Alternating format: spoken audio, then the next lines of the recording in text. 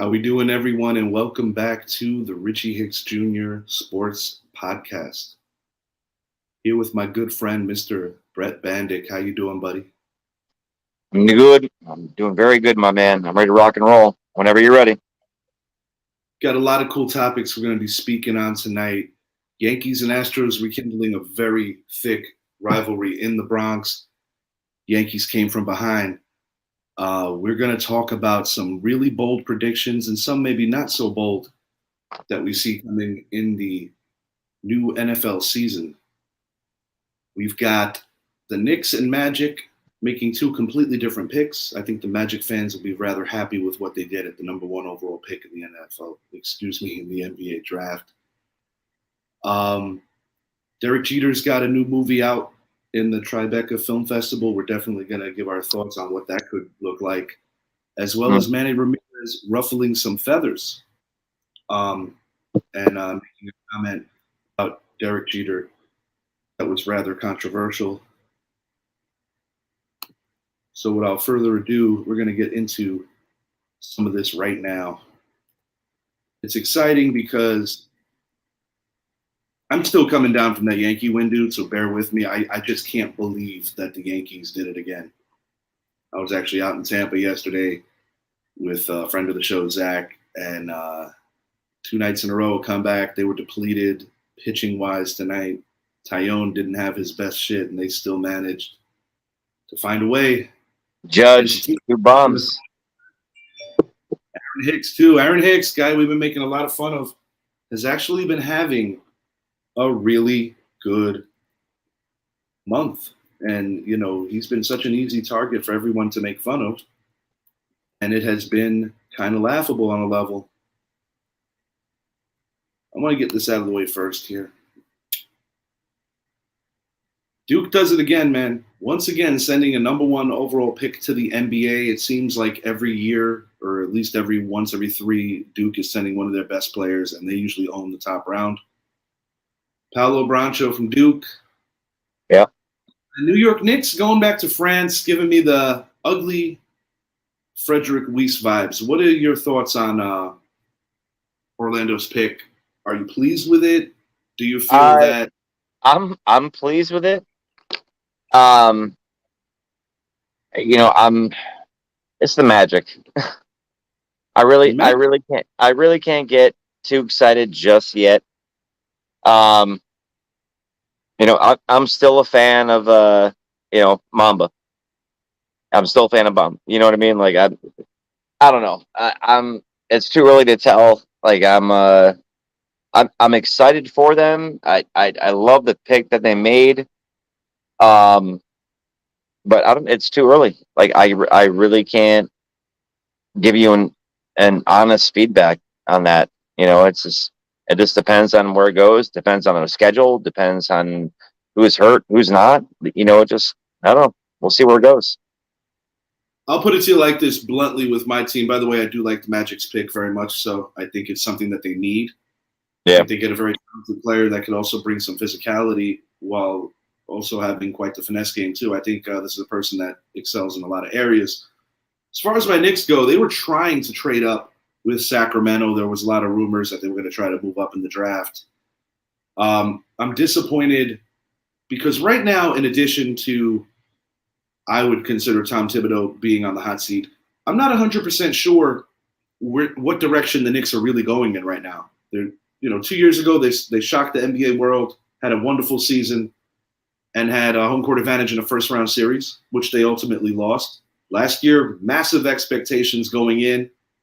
Injuries kind of derailed them, particularly with the loss of D. Rose, such an important player for what they try to do. And Julius Randle wasn't quite the darling that he was in 2020, in 2021. It looked like the pressure of playing in New York was really starting to work him. And I do believe that he was a piece that the Knicks are considering and may continue to consider to move on from. That's all I got right now for this.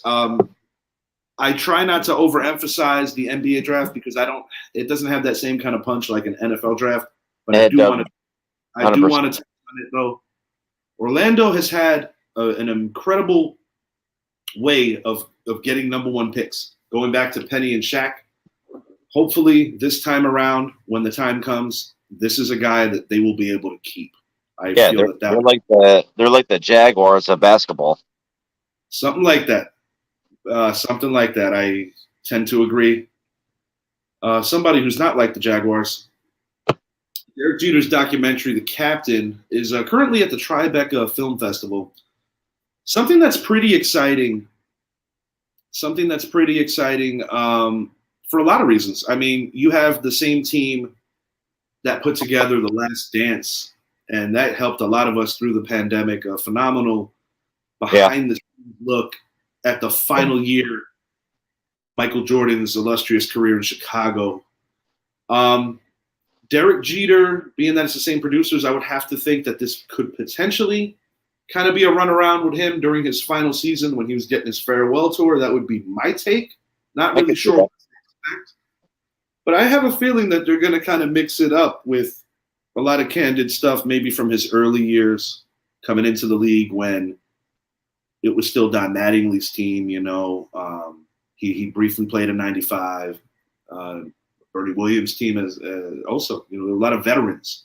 Well, I like there's a YouTube video out there where Mo and Jeter came up together, and it's a good 7-minute clip on Jeter didn't perform well, Mo didn't perform well, and they were both getting sent back down on the same day. And that was mid '90s, and somewhere between '95 and '97. And they both got called back up the same year, and then from then on out, it was history. It was definitely before '97 because it might have been that had to be 95, 94, yeah, 95. it was it was somewhere in like 95, 96 maybe, but they both got called down, and then both got brought up at the same time. And then, like I said, from then on out, it was history. But it's definitely an interesting, take on those two caliber players and what they meant, to the Yankees. I really haven't brushed up on the whole documentary thing. Well, there's not much that we know. I mean, unless if you're, you got to end with Tribeca, it's kind of building the anticipation on what this is going to look like. But if it's anything like what was presented for Last Dance, it's going to be a treat for all of us. If it's presented like Last Dance, it's going to make Jeter look like an asshole. Because that's the way that when I saw Last Dance, and you can agree with me on that. I can see those fingers. I don't agree with you. Michael Jordan had complete power in the way that was presented. Oh, he did 100%. I don't think this is the same thing. But then, Scottie Pippen came out shortly after that and expressed his opinion on the book, on the matter of that. And, it went both ways there for a while. But there was no, looking back at The Last Dance, I don't think anybody was all the way right because I just love those interviews. I mean, he had Gary Payton, he had Isaiah Thomas in there, he had Scotty, he had Steve Kerr, Dennis Rodman. It wasn't like these guys were given a script to read. They were given an interview and they expressed their feelings on what happened during those Bulls dynasties, and it made Jordan look like a freaking asshole. But he was an asshole to the point where he drove those guys to win a championship. And if he had to sacrifice their friendship or, being a ball buster, whatever the case may be, he got those guys to play and win a championship. No, I know. I get it. And I want to kind of get back on topic because I didn't want to jump too deep into the last. Yeah, no, I rolled off on that one. I'm sorry. No, you're good, buddy. I want to keep this centered on Derek Jeter. I'm looking forward to it. I want to see what it looks like. Manny Ramirez claims Derek Jeter would be essentially an ordinary player if he were in Kansas City or a team similar to Kansas City. Essentially, what he's going for is a smaller market. Now, before the headline kind of diverts people, I do want to make one thing clear. Manny Ramirez praised Derek Jeter's greatness and essentially was quoted as saying that you're not in the major leagues unless you're playing for New York or Boston. So I do want to make that clear before we dive into this. I'm in a page called New York Yankees, New York Mets Ruckus. And I'm usually pretty staunch on my opinions. But one thing that was brought to my attention that I found rather interesting was a lot of metrics over dynasty years during the Jeter era. Where, and I mean, Dorney, our good friend, you know, he comes off like a hater, but he too has made mention that he's a hater. He feels that Derek Jeter did benefit legitimately, not only from being a Yankee and being in the limelight, which gets a star driven, but also in the line, you know, just getting help in that lineup and getting some of the better pitches. The point that this guy made in this Yankees Mets page, and I want to make this clear, he basically made an analogy using Paul Molitor. Paul Molitor was a great baseball player. When you look at the back of the trading cards, him and Jeter's numbers were substantially similar. And I think the point to be made is Paul Molitor is not getting a victory send-off. Most ball players, very few, have gotten a victory send-off in the same kind of way as a Derek Jeter. And I think the point to be made is, on Manny's part, is that playing in New York legitimately gave him that platform where he was kind of getting like that extra push. You know, I do believe that to be true on a level. And I'm a Yankee fan. You know, I do believe that there are benefits to playing for a quality organization. You know, East Coast fans are a lot different. Not saying that if you're a Midwest fan, you're not the same kind of fan, but there's a bigger push for certain with the way that the region is, the sports, the ratings, the way they get pushed on primetime. There is a legitimate East Coast bias that to be fair, I can entertain. That I do believe. You know, you play for a prestigious team like the Yankees. It doesn't have that same kind of punch if you're playing for the Royals or the Pirates, or that much I can agree with. Try to be objective. Yeah. I held back for a long time there. You know, I really can't agree with what Manny said.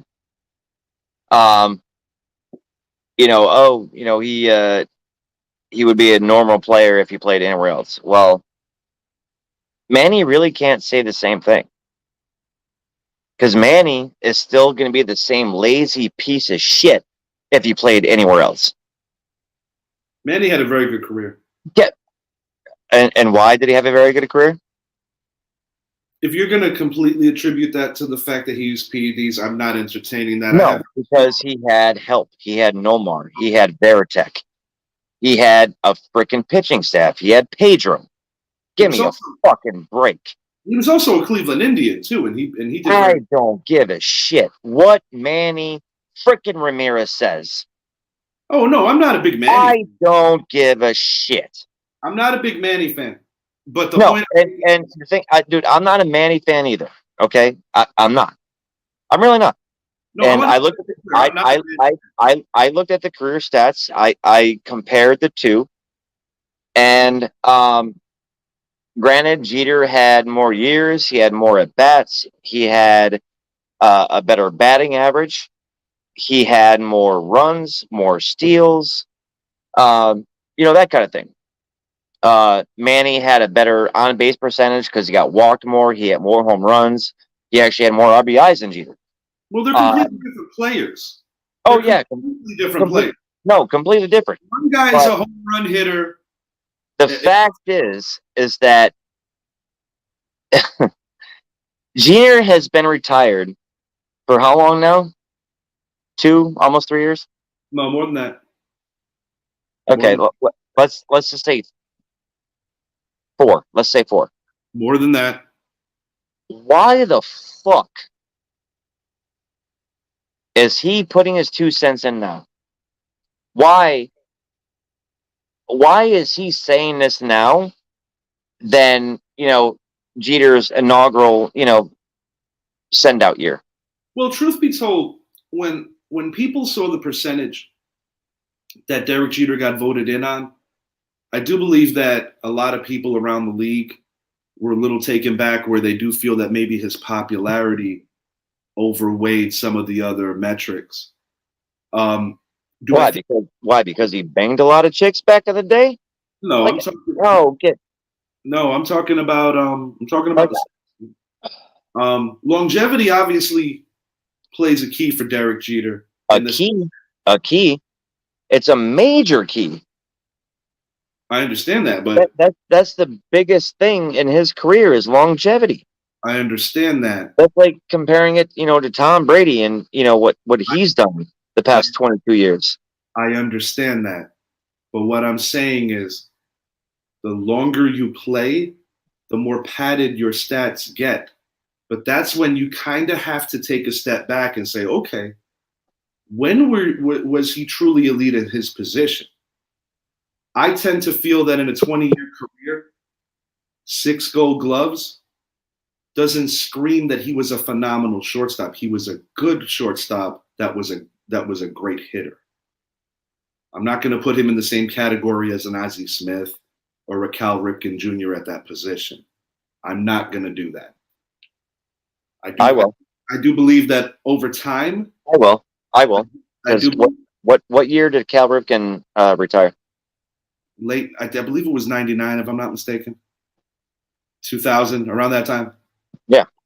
Jeter was still playing. He was getting Gold Gloves around then. You know what I mean? Like you can compare him to Cal. You can compare him to A-Rod back in his prime. Not defensively. I'm sorry. When A-Rod was a shortstop, you tell me he wasn't a Gold Glover? Who? A-Rod was a Gold Glover, so was Nomar Garciaparra. The point exactly. The point I made. Jeter and Nomar were in the same freaking division. So it's like you can't. I understand that, but the point he had competition. He had competition. Well, yeah, Brett. But once again, this goes into that whole thing that we're getting at. 20 years, 6 Gold Gloves. When you were in your prime, other guys were in their prime. Who was better at those positions? I'm not going to question his hitting. I'm not going to question the impact he had in American League Championship Series. But I do believe that to a level, because baseball adopted him as the face of the league, that it was a little easier to push. And, to be fair, All-Star Game appearances on certain levels have become popularity contests. We have to be fair about that. I'm not discrediting anything that man behind me did on the field. It's a devil's advocate way to look at it and say, okay, 20 years is a long time. This guy right here, he only played 12 years. He only averaged 3 hits less per year than Derek Jeter. He quietly retired. He walked right away from the game when in the 80s, he was turning into icon status. Unfortunately, some injuries derailed his career. The point to be made is that longevity to a level, and once again, you could play devil's advocate, longevity also may have hurt Jeter defensively because of the fact that it slowed him down. But I will say this, it's rare for someone to not be demoted from that position for that many years. Cal eventually moved over to third. I do believe that because of who he was, they had a lot longer rope to keep him at short as long as they did. That's my genuine opinion on that. We're going to kind of veer it over into. Hold on. I'm not done. Okay. Regarding what Manny said, I respect his opinion. I just don't understand why he brought it up this late in his juncture. I mean, this could have been brought up, when the Red Sox were playing them for the ALCS. Yeah, but I don't necessarily think that you're. No, I mean, it could have been, but now I don't understand why this was brought up, and I honestly don't give a shit about it. I honestly don't care because it's stirring up drama where it doesn't need to be. Yeah, but the reality is, Brett, and it's making you think about shit where it doesn't need to be thought about. Well, this is my thing, and I'm like, I'm over it. The whole Manny Ramirez talk. Fuck him. He's still a fat, lazy piece of shit. He wouldn't play any better anywhere else. If he played in Kansas City, he'd still be the same fucking laziest piece of shit in the outfield. Fuck him. Next topic. Done. Last thing I'm going to say on that, it's not so much about starting drama. I don't think Jeter nor Ramirez have any bad blood or are too concerned about it. A lot of times when headlines come out, people want to make it that way. But I will say this much that I appreciate about the opening it up. I prefer to think about it on my own as opposed to always being spoon-fed that is the answer and that is the only answer. And we're going to kind of dive into that a little later into the show, a little deeper. And by no means am I a Manny Ramirez fan. I want to reiterate that. We're going to veer into the NFL. And we're going to veer into but you do realize that we're in a Gronkowski jersey, defending Jeter. I don't care, dude. I don't care.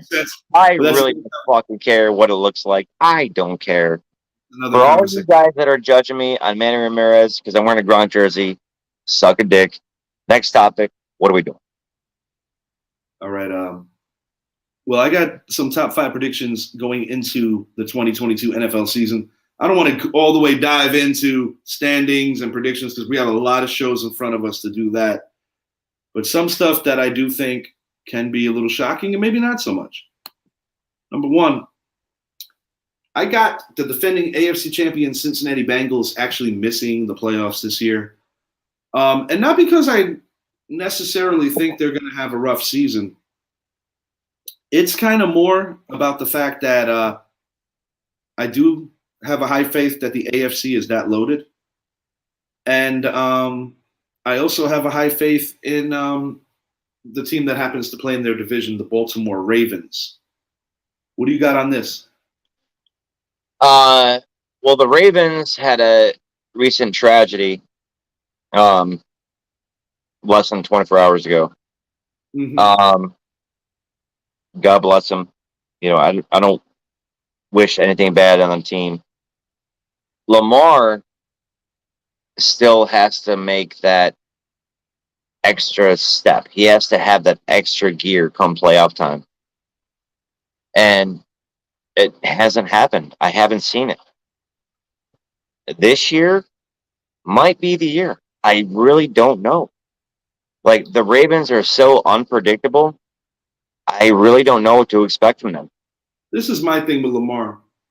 I know that a lot of people feel that he runs first and he hasn't evolved as a passer. I myself believe that last year, even though they didn't have a great team season, I do tend to believe that he did step up on certain levels. For instance, 4 game-winning drives last year, and he didn't even complete the season. His absence. You got to put in a factor. He's losing Hollywood Brown this year. I'm gonna be very serious. I don't view Hollywood Brown as a number 1 receiver. But he's a deep threat. He's a very speed, deep threat guy. No, I understand that's a big loss for them. I mean, all they have is Mark Andrews. You know what I mean? So I don't know. I tend to think that their defense is going to be a lot better this year. And I also tend to think that they're going to be able to run the ball a lot. I wanted to keep this on the Cincinnati Bengals, though. Are the Cincinnati Bengals missing the playoffs this year, Brett? Or do you think I'm out of my mind for even mentioning that? No, I don't think they're missing the playoffs. moving right along. After the season, this is something that I do deem to be very believable, possible. Bill Belichick is getting old, but and coaching takes a massive toll on people, especially at a certain age. I tend to believe that Bill Belichick may very well retire after this year in New England. I understand that a lot of people make a fictitious feud that he must win without Brady to validate his career. I think you and I both agree that we don't believe that he has to win without Brady to validate it because he provided Brady with a lot of great defenses. But having said that, yes, it might be a little bit of a reach, but I do think Bill Belichick's going to retire at year's end. It's a very long reach. He's not going to retire. He's got mac and cheese, the future franchise quarterback for New England. The defense is beefing up. The future is looking bright. Granted, I think it's still Buffalo's division, but we are working towards that. And by any means, Belichick will not retire when Brady is still in the league. It's not going to happen. I'm not sure about that. I really am not. And not going to happen. Not going to happen. That kind of leads me to my next opinion. And this kind of feeds into possibly what you just said, making me right. His best friend, his best football friend, really retired. I think Brady's going to give it one final go. They're not a young team. The Tampa Bay Buccaneers, in certain areas, are not a young team. Bruce Arians did go upstairs. He's still with the organization, but Todd Bowles is their current head coach. A guy who I thought kind of got jobbed by the Jets. I thought he was a little better than he got credit for. But he's also the guy who ran that zero blitz that I wanted to punch the wall when they lost that game to the Rams. Tampa plays in a relatively weak division. The Panthers are going nowhere fast. The Falcons are in transition. And the New Orleans Saints are no longer led by Sean Payton. I personally think Sean Payton's waiting out for the Dallas Cowboy job. You heard that here first. But yes, I do believe that win, lose, or however the season ends, and I do think it will be short of a Super Bowl appearance, but another division title. I do not see Tom Brady returning in 2023. I do think that it was a lot for him to come back this time. Knock, knock. Come on, bro. Come on. He was first in every quarterback offensive category last year. Not everyone, Brett. If you're going to spit facts, you need to read them. Okay. Aaron Rodgers won the MVP for a reason. He had a receptions, touchdowns, yards, quarterback rating. What else am I throwing out there? They did tend to pour it on late. Yes, they did. What else am I putting on that stat sheet? Does he have a better touchdown to interception ratio than Aaron Rodgers? That's a no. Did he win the MVP last year? That's a no. That was not on my list. I'm saying he had the most touchdown passes, most yards, most attempts. I mean, come on. He had the best quarterback rating. That's 4 out of the 5 things that you need as a starting quarterback. Number one, what is he now? 44? Right? What is he? 44, 45? What is he? I'm not questioning Tom Brady's greatness. I'm telling you he's going to retire when the year's over. The bottom line is he's not retiring. You're stupid. It's no, get out of here. Get out of here. He's not retiring. Okay. He's at the top of his game, man. He's at the top of his fucking game. And he's got a hell of a core around him, a running back crew. He's got a hell of a running back team behind him. Like, come on, man. And you just said it yourself. He's in a shitty division. But that doesn't necessarily mean he's still gonna put up the numbers. that doesn't necessarily mean that at some point he's not going to hang it up. He ain't hanging it up this year, pal. We'll see. Well, not this year. He's going to play this year. After this year's over, I think he's retiring. Nope, not at all. Okay, we're on the next topic, Brett. The Packers will finally get over the hump and win the Super Bowl. They've been flirting with it the last few years. I do tend to like what they did on defense. I really think that going to UGA twice and really grabbing guys that they needed, linebacker / defensive tackle, those two positions of need. In my opinion, they have one of the better corners in the league. They did lose Zadarius Smith, but from a depth level, I do like what the Packers did all in all. Obviously, the loss of Davante Adams is not a light one. But in today's NFL, no matter the talent of the receiver, I do tend to think that quarterbacks are more important than receivers, particularly if you're an elite quarterback. Because when you're not an elite quarterback, that's when a lot of people start crying about, oh, he doesn't have this, and he doesn't have that, and he doesn't have this. Aaron Rodgers, in my personal opinion, can make most receivers put up rather good numbers. Davante will be missed, but I don't think it's a death sentence. They did draft 2 wide receivers, and one of them actually eerily reminds me of a skill set similar to Plaxico Burress in Romeo Doubs out of Nevada.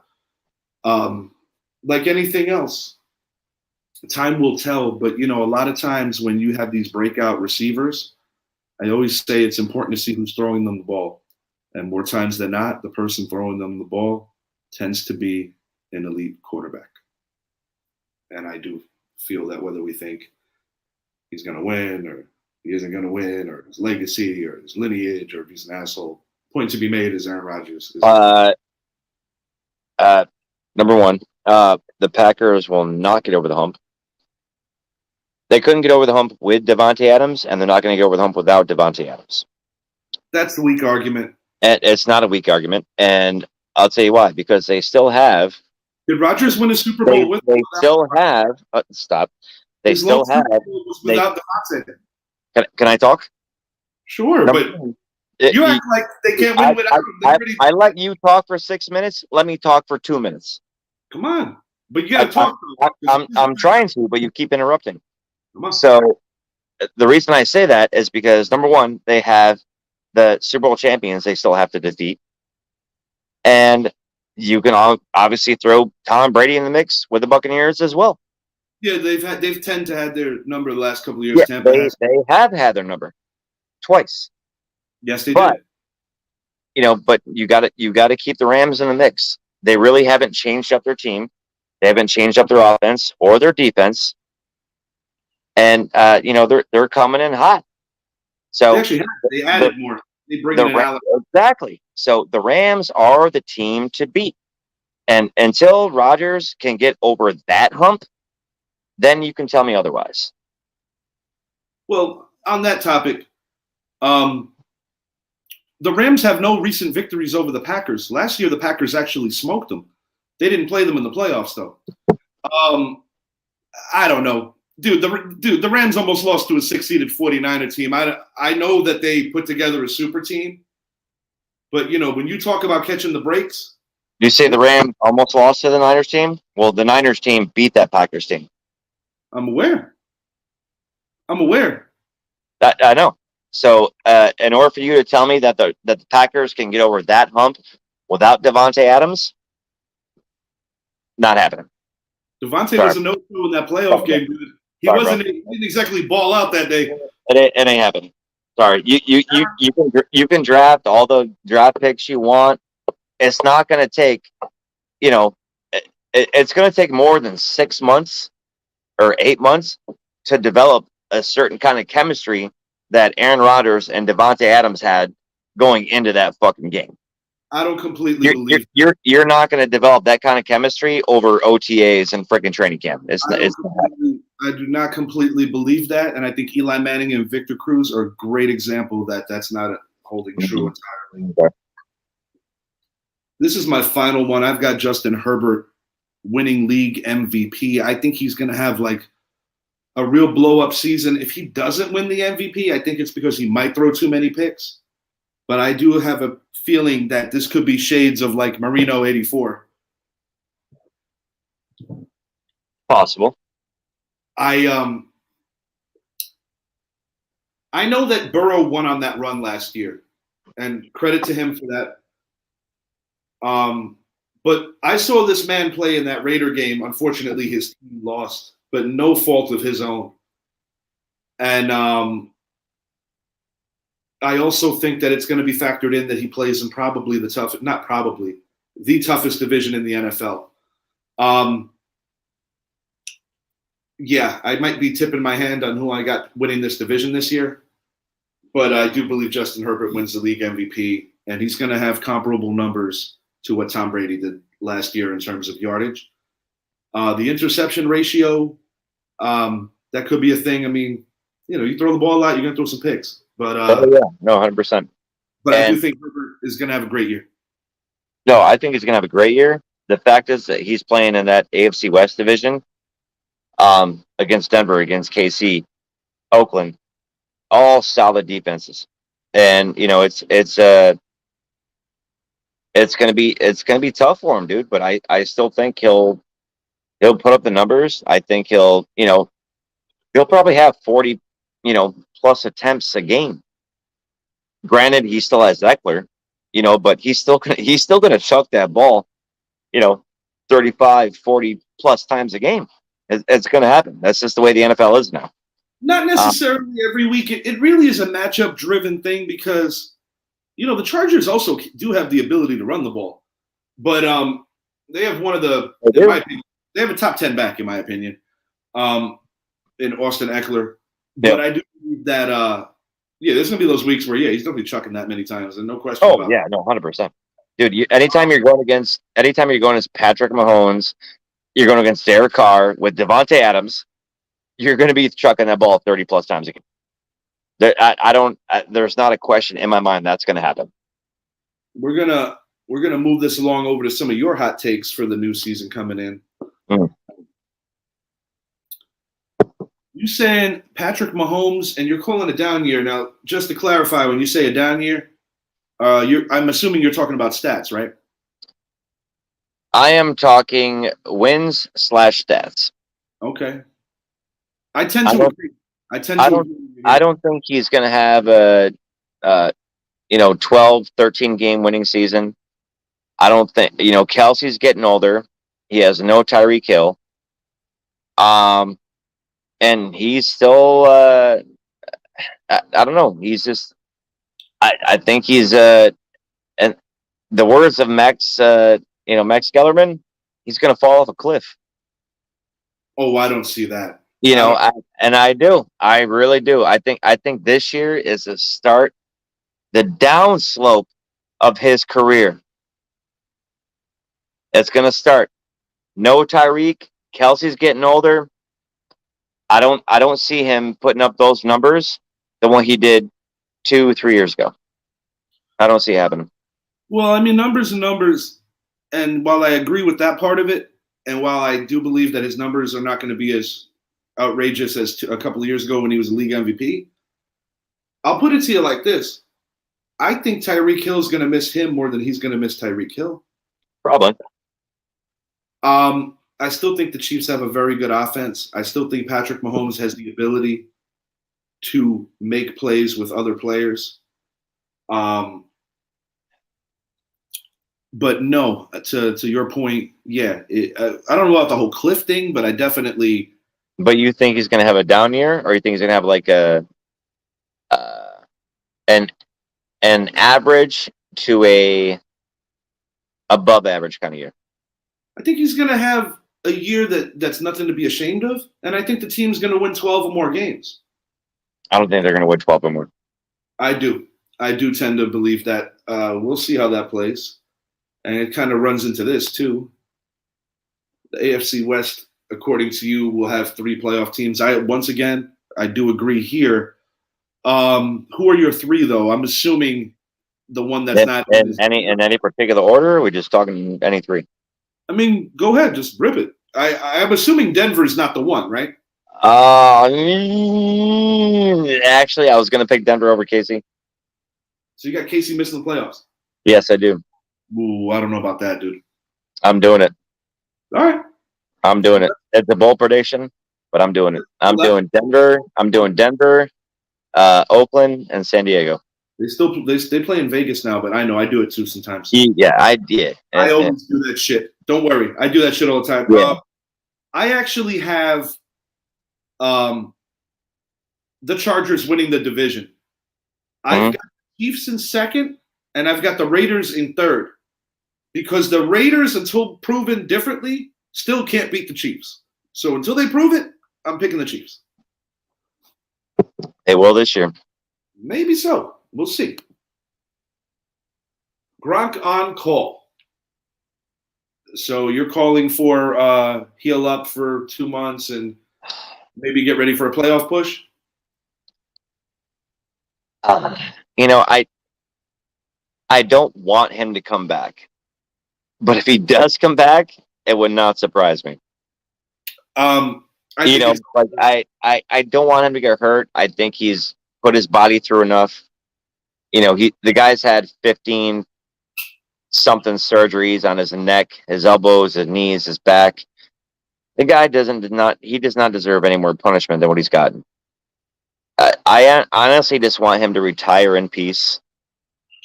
He's got 4 Super Bowl rings on his belt, Super Bowl MVP on his belt. Just call it quits, man. Call it quits.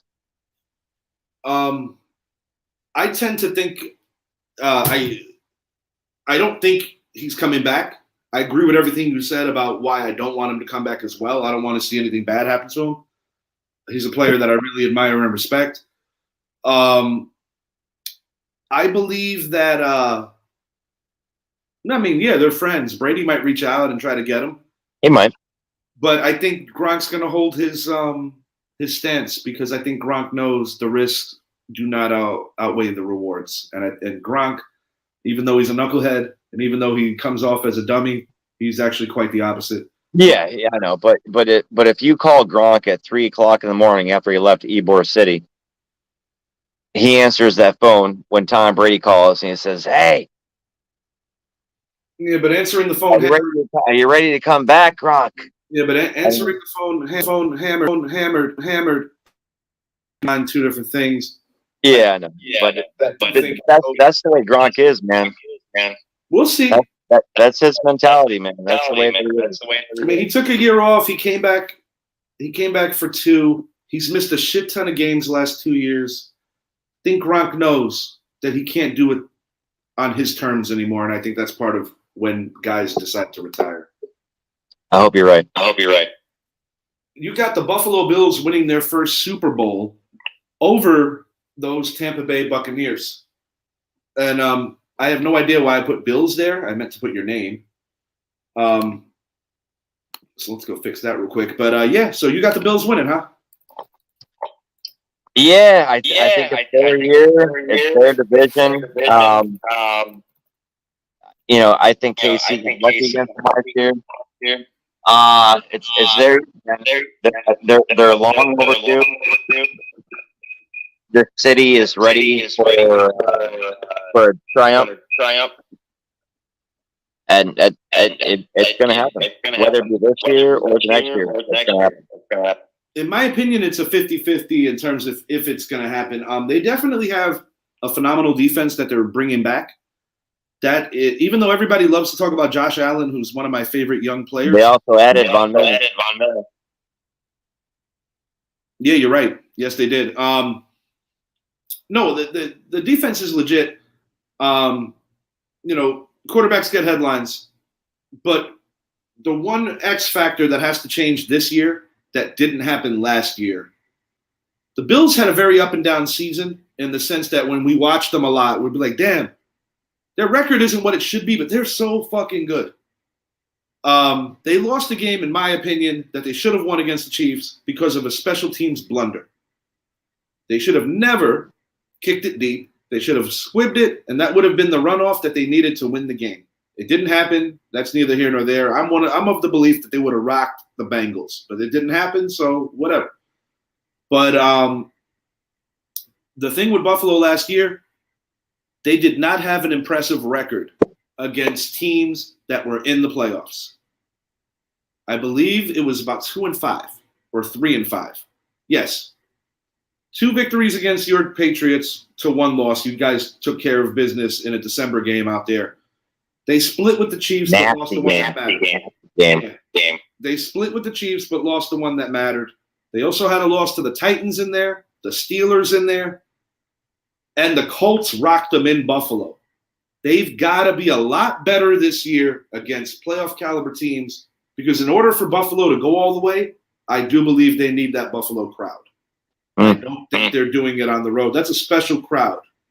I say 50-50. It wouldn't blow my mind if the Bills make it, but I'm just not quite sure, because they're so like the expectations are there, but with expectations comes a lot of pressure. I think they're here next year. But out of your picks, they've come so close, and they've added some pieces to defense, and they have a great game plan, great heart. I think it's their time.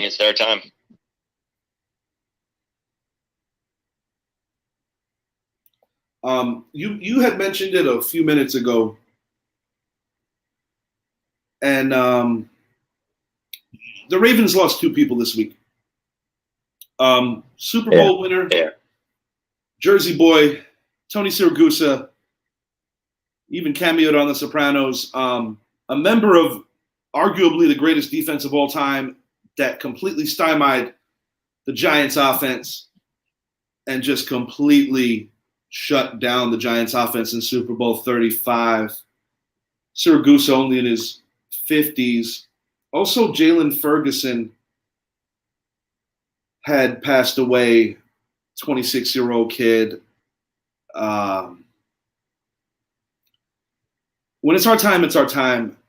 But, a kid half the age of Siragusa passing on, you empathize with the family. It makes it very real. And at the end of the day, yes, they're athletes. And yes, with the exception of a few that maybe we rub elbows with, you don't necessarily know, but it's sad.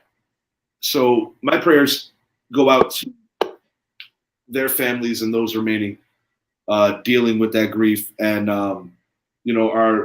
our deepest sympathies to the Ravens organization and the Ravens family, and also the Ravens fans worldwide, because you know how serious we take this football shit and how much we love our players. So even fan base as well, our condolences deeply for losses of 2 relatively young men. Just a very sad week for the Baltimore Ravens. Bad.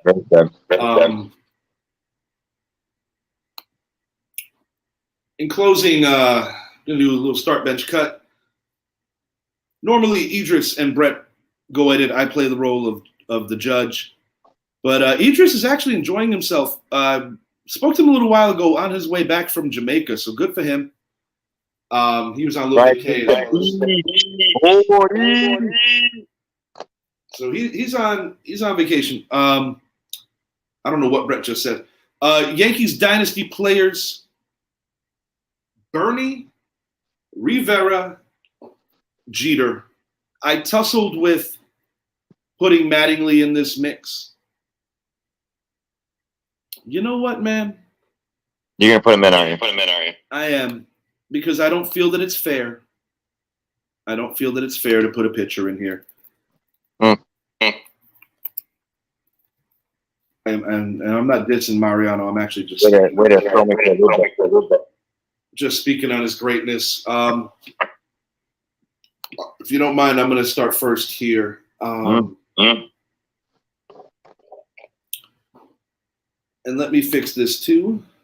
My apologies. Brett and I were really divulging into what we wanted to do here.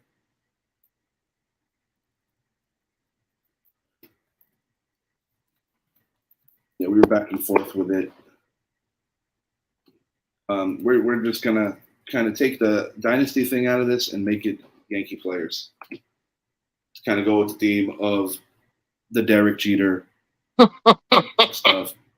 Mattingly was the captain of the Yanks. 80s. He retired after the 1995 season, American League wild card against the Seattle Mariners, the very talented Ken Griffey Jr., Edgar Martinez teams. Bernie Williams came up actually before the Core Four in the 90s under the watch of Gene Stick Michael and current Mets manager, former Yankee manager Buck Showalter. During this time, the boss, George Steinbrenner, was actually suspended. And that was actually when some of the best things in Yankee history happened that set up the pieces for the dynasty. Derek Jeter. Overachiever early on, really shocked people winning the 1996 World Series. 1996 World Series, but also the Rookie of the Year. He and Mattingly do share that honor in terms of Rookie of the Year. Mattingly has an MVP. Jeter does not. Bernie, during the thickness of the dynasty years, post Mattingly, which would be 96 through 2001, sported the best numbers on those Yankee teams consistently in the 100 RBI category, and also won batting titles. This is how I'm going to do it, and I want to make it clear that I am no homer, even though Don Mattingly is my favorite. Even though Don Mattingly is my favorite baseball player, and even though he only averages 3 hits less per year than Derek Jeter, as much as it pains me, I am going to cut my favorite baseball player. And the reason why is because the second half of his career didn't match the first half of his career. The first half of his career was brilliant, but injuries, sadly, had Don Mattingly pack and go.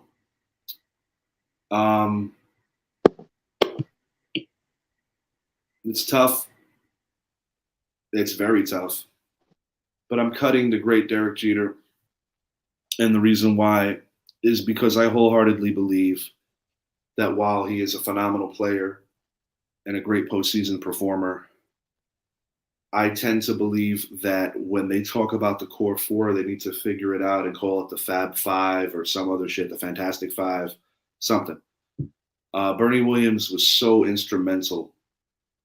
In my opinion, the third greatest center fielder in Yankees history behind only Joe DiMaggio and Mickey Mantle. Switch hitter. His hits are actually incredibly comparable to Don Mattingly. He, too, did have to retire a little early. But I do believe that you can make the case that for a solid 5 seasons, he was literally the second best center fielder in Major League Baseball, not named Ken Griffey Jr. We're not talking about the biggest winner. We're not talking about any of that. We're talking about who was the best pure player out of these 3 in terms of impact, other aspects. Go a lot of ways with it. And I might get screamed at for benching Jeter, cutting Mattingly. Mattingly is my all-time favorite ball player. I'm sticking with Bernie Williams, the responsibility that center field brings. And I think he showed out in some of the biggest moments. And I do think that in a recency bias standpoint, he is kind of taken for granted by Yankee fans and media members alike. I remember Bernie. And, you know, if he can't get in the core 4, or if they try to push him away, Bernie was a tweener. He was in between Mattingly and he was in between Jeter. But I think he was the best in both parts of it. 4 championships. And I think he gets overlooked a little too much. So I'm picking Bernie because he's not forgotten here. Start Bernie, bench Jeter, cut Mattingly. All right. I'm going to cut Bernie. Bench Jeter. And I'm starting Donnie Baseball.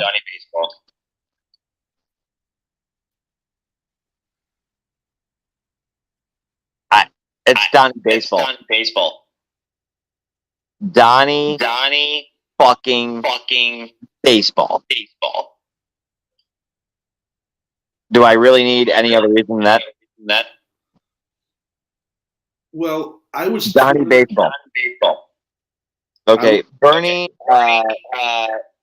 You said it. Switch hitter, toughest third center fielder in Yankees history.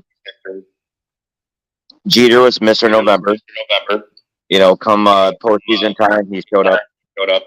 Um, it's Donnie. It's Donnie Mattingly, baby. Your favorite player. Hot Rod's favorite player. If this guy goes to Hall of Fame, you and Hot Rod are the first people there. Yeah. That's it. The reason why it was this was a very difficult one for me because Donnie has something Jeter doesn't. That's a league MVP. Donnie carried Yankee teams during the darkest times of their history.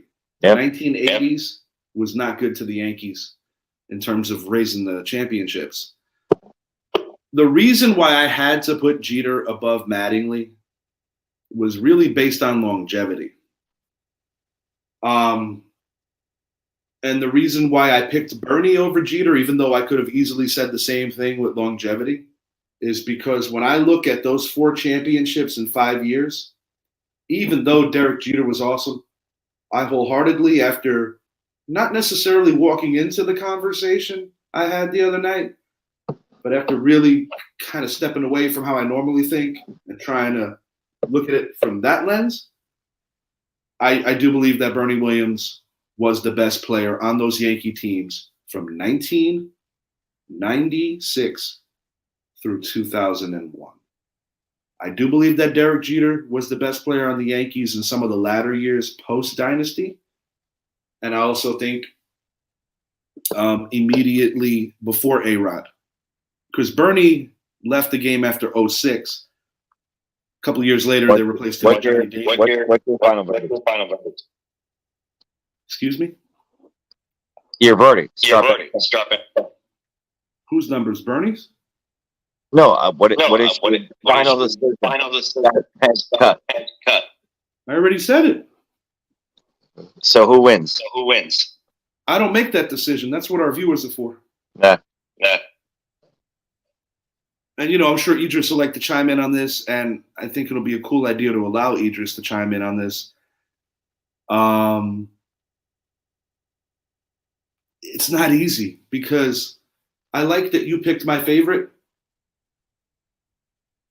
The other, it's just so they all got points that you can make. Jeter got all the hits. I know in my heart Bernie was the best player on those dynasty teams. I know it. It's not even debatable. Bernie didn't have the longevity just like Mattingly. But the reason why I feel comfortable saying Bernie is because he got the rings at least.